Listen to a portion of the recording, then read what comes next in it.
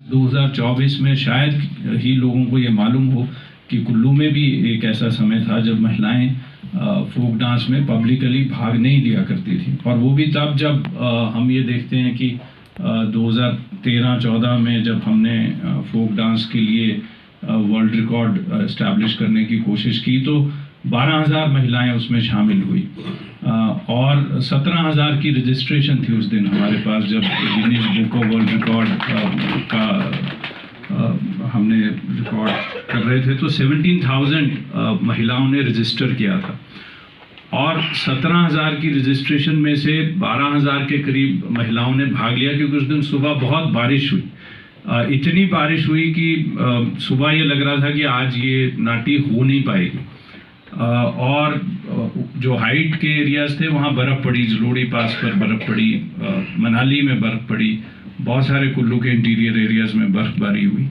और उस वक्त ये बिल्कुल ऐसा लग रहा था कि ये हो नहीं पाएगा। और लगभग 10 बजे के करीब धूप निकली और फिर 11 बजे से वो नाटी हुई। और उसमें जो Guinness book of world record में है उसमें जो दर्ज है संख्या वो शायद 9,982 ऐसा कुछ नंबर दर्ज है, क्योंकि बहुत सारी जो पार्टिसिपेटिंग लेडीज़ थी वो बाद में पहुंची और उनकी क्योंकि वो बार कोड बेस्ड एंट्री थी, हर एक को अपना बार कोड स्कैन करके जाना था और वो एक पर्टिकुलर गेट से ही एंट्रीज थी ताकि वो रिकॉर्ड जो है वो डिजिटली कैप्चर हो कि कितने लोगों ने उसमें पार्टिसिपेट किया। तो लगभग 2,500-3 हज़ार लेडीज़ जो हैं वो लास्ट में पहुंची और वो उस प्रोसेस से नहीं गई, तो इसलिए उनकी एंट्री नहीं हुई।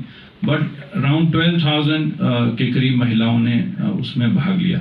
और इसमें 2-3 चीज़ें देखें। पहली, कोई रिहर्सल इसकी नहीं हुई, लेकिन जो Guinness book of world record का रिक्वायरमेंट था वो ये था कि synchronised hand, feet and body movement, that was the precondition. कि अगर जो वीडियो है उसमें हाथ की, पाँव की और शरीर की एक जैसी लय और ताल पे मूवमेंट नहीं होगी तो उसको हम कंसिडर नहीं करेंगे।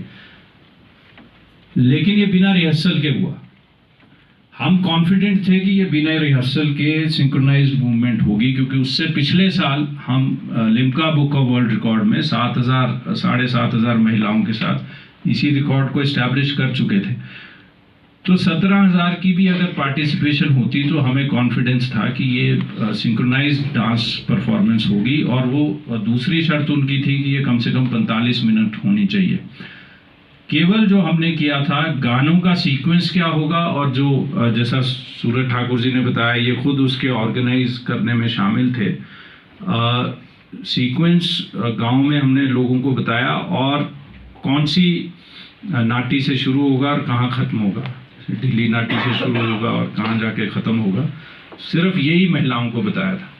तो ये जो डीप रूटेड कल्चर है कुल्लू में, ये इतना अद्भुत है कि इसका कोई दूसरा उदाहरण नहीं मिल सकता। हमने सिर्फ 2 चीज़ें बताई, 12,000 महिलाएं शामिल हुई और एक ही लय पे, एक ही तरीके से, एक सिंक्रोनाइज्ड मूवमेंट पे उन्होंने परफॉर्मेंस दिया।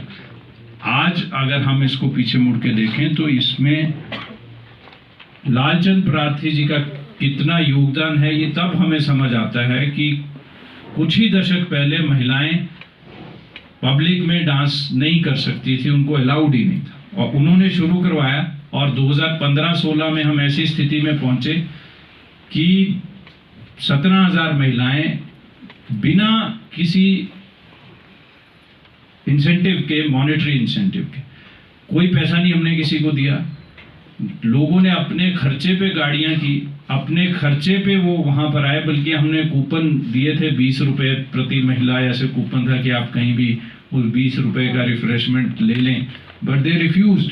उन्होंने कहा हमें ज़रूरत नहीं है।